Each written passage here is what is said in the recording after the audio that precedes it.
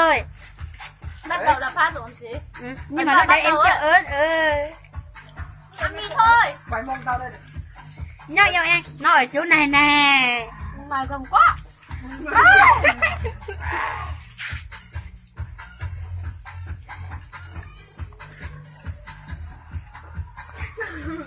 Đâu rồi đấy.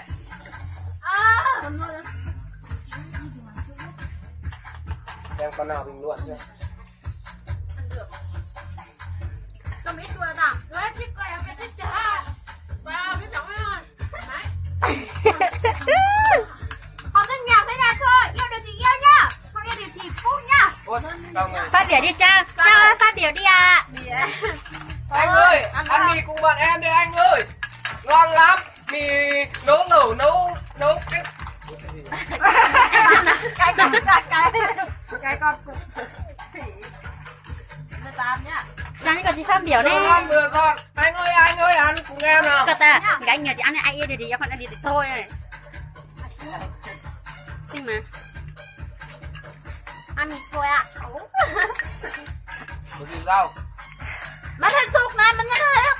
Ấy hãy. Cái gái. Quay nhá, yêu đời thì yêu, không yêu đời thì thôi nhá. Đây quay đâu cả rau đây. To xe đó.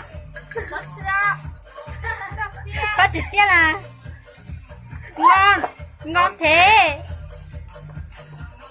Ai vậy? Đây là cô giáo à? Cô giáo á. Cô giáo cùng xóm à? Cô giáo cùng xóm á.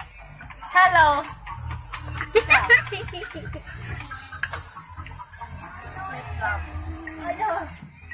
Và thật sự rất là cay luôn. Cha, Anh cậu chưa ta, từng thấy. Nào quay từ đây này. cha cậu ta, Đây là chị có rau và cha cậu ta. Thực sự không phải thế này đâu. Hôm nay vừa này làm tí. Anh chưa từng thấy. Ôi trời ơi, đi đổ vào tao rồi kia. Ăn đi. Ăn đi, ngon rồi. Đây 10 nhá. Ít thôi. Nhạc quá cái này nhá, ăn từ từ chua chua nhá. Ăn nhiều nó thế đấy. Anh phía tới anh chưa từng thấy. Đây. Ăn chua chua thôi. Cái này ra, nó nần tòi cái sớm nó, ăn ít thôi. Ăn nhiều không ăn đâu, đúng rồi. Em chào cô giáo. Con phải tranh nhau đâu.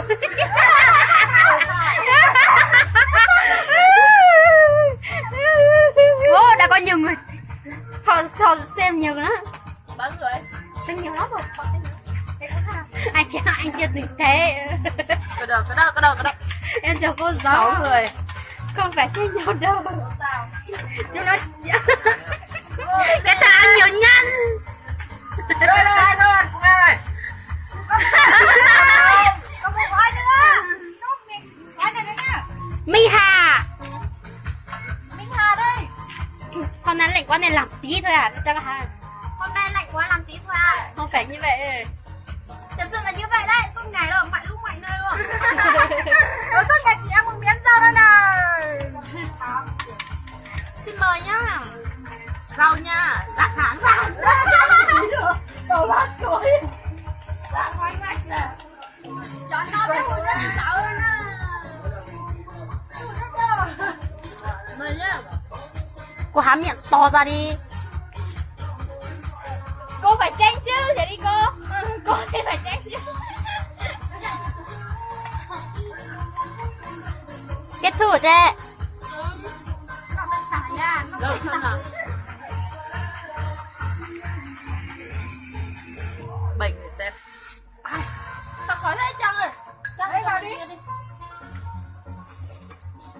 Bên này cháy rồi. Bên kia thôi. Rồi, bắt rồi. Mẹ nó cháy vẫn. Vẫn đi của đây. Được chưa?